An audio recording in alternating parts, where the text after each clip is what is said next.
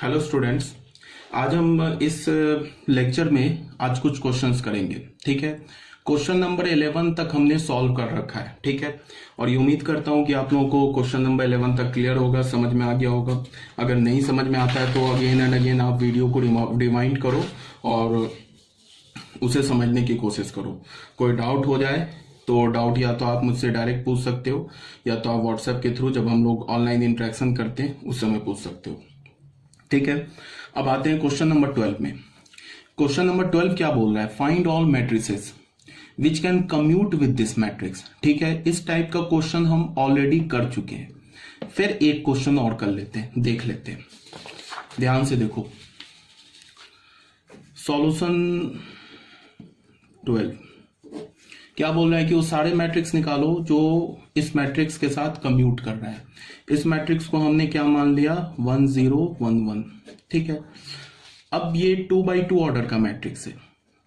ठीक है, अब हमें करना क्या है कि मान लो कि इसके साथ एक बी मैट्रिक्स कम्यूट कर रहा है, तो वो बी मैट्रिक्स का ऑर्डर क्या होगा? पहली बात तो आप ध्यान से, अगर आपको ध्यान होगा तो मैंने ये बोला था कि अगर कोई भी मैट्रिक्स ए मैट्रिक्स है उसके साथ अगर बी मैट्रिक्स कम्यूट कर रहा है, मतलब ए भी डिफाइंड है और बी ए भी डिफाइंड है, तो अगर मैं सिर्फ इतना बोलूं कि ए भी डिफाइंड है एंड बी ए भी डिफाइंड है, तो इसका क्या मतलब होगा?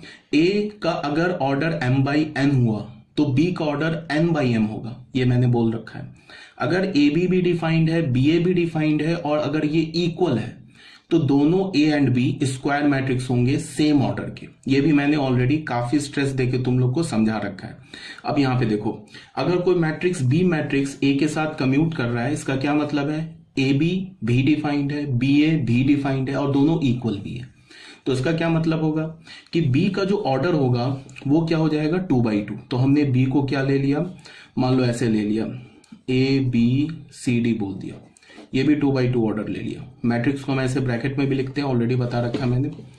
ठीक है, अब जरा ध्यान दो, अगर कम्यूट कर रहा है तो हमारे पास कम्यूट का कंडीशन क्या होगा? A B is equal to B है। ठीक है, तो हमने क्या किया? 1 0 1 1 और बी बी बी क्या हमारे पास? A B C D. यहां से क्या हमारे पास? ए बी सी डी और यहाँ क्या है? 1 1 0 1। ठीक है, इसको हमने क्या किया? ऐसे लिखा, मल्टीप्लाई किया।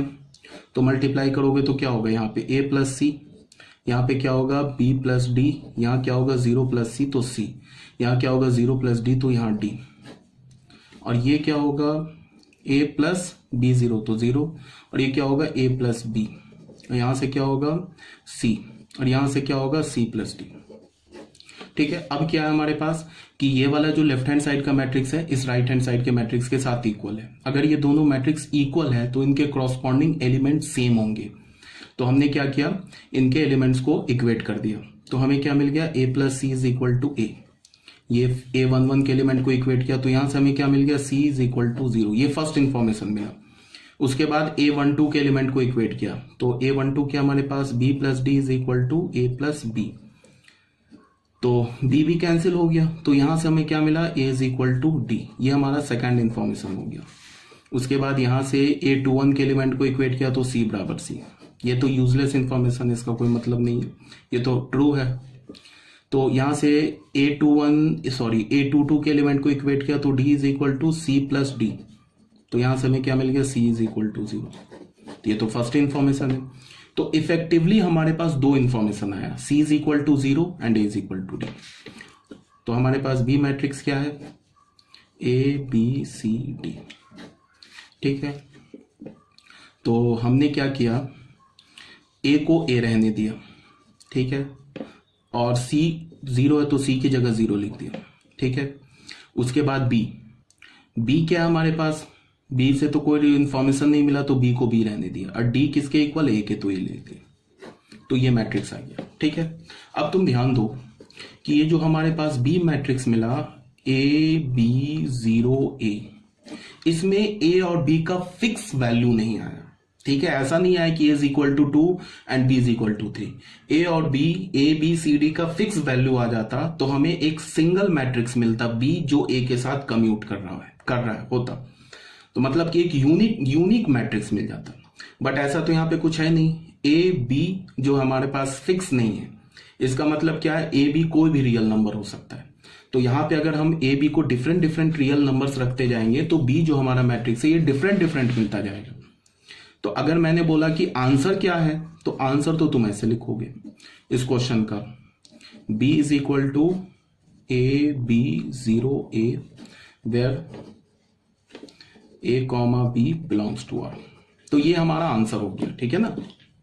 इस क्वेश्चन का मैं आंसर बोलूं कि find the matrix b which commute with a, तो ये हमारा आंसर हो गया।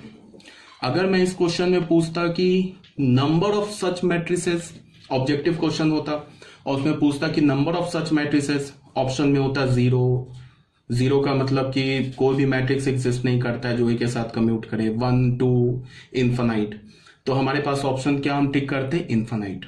बिकॉज ए और बी का तुम डिफरेंट डिफरेंट वैल्यू रखते जाओ, यहां तुम्हें डिफरेंट डिफरेंट मैट्रिसेस आते जाएंगे।